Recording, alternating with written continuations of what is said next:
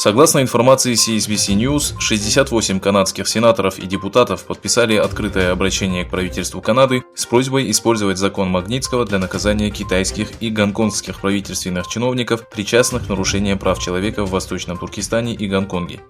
Депутат Джон Маккей подчеркнул, что Китай преследует, порабощает и заключает в тюрьмы и лагеря жителей уйгурского региона и что демократические права народа Гонконга были отобраны.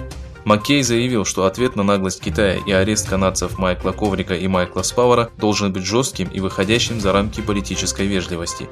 Уйгурский активист и гражданин Канады Хусейн Джалил также находится под арестом с 2006 года.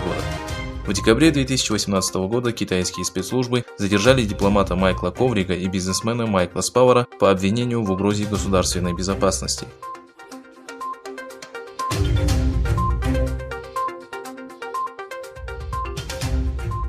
В период напряженности между США и Китаем администрация Трампа рассматривает введение визовых ограничений в отношении членов Коммунистической партии Китая. New York Times сообщает, что проект президента Трампа предусматривает отмену виз для миллионов членов Коммунистической партии и их семей. Напряженность между Соединенными Штатами и Китаем возросла из-за закона о национальной безопасности и корпорации Huawei, которая была включена в список компаний, представляющих угрозу безопасности США. Вашингтон ввел ограничения на выдачу виз некоторым сотрудникам Huawei, которые предоставляли китайскому правительству технологии, которые были использованы в нарушениях прав человека в Восточном Туркестане.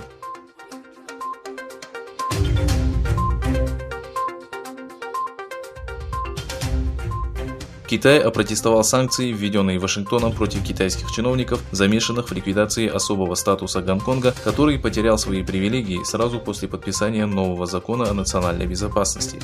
Согласно сообщениям государственных СМИ, Министерство иностранных дел Китая вызвало посла США в Пекине Терри Бранстада и передало ноту протеста.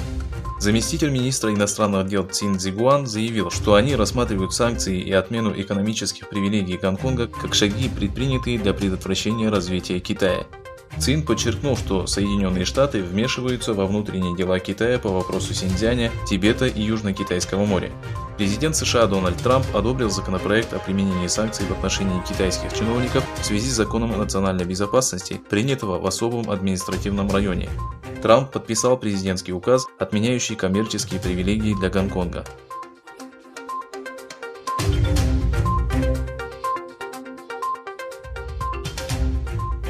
Великобритания обвинила российских актеров в попытке вмешаться в выборы и распространение информации о переговорах по вопросу британско-американского торгового соглашения.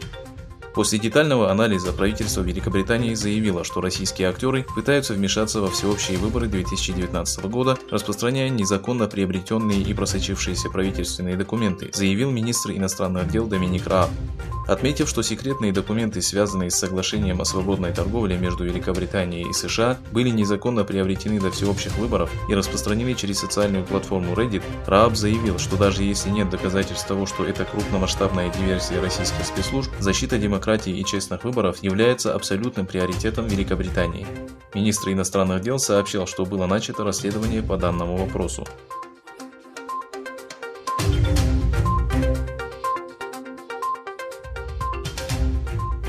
Израильтяне провели демонстрацию в Западном Иерусалиме и потребовали отставки премьер-министра Биньямина Нетаньяху, обвиненного в коррупции.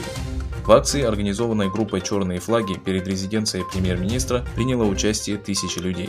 Демонстранты несли плакаты с надписью «Преступный премьер-министр». Нетаньяху, который отверг все обвинения в свой адрес, стал первым премьер-министром, которого судят во время исполнения должности.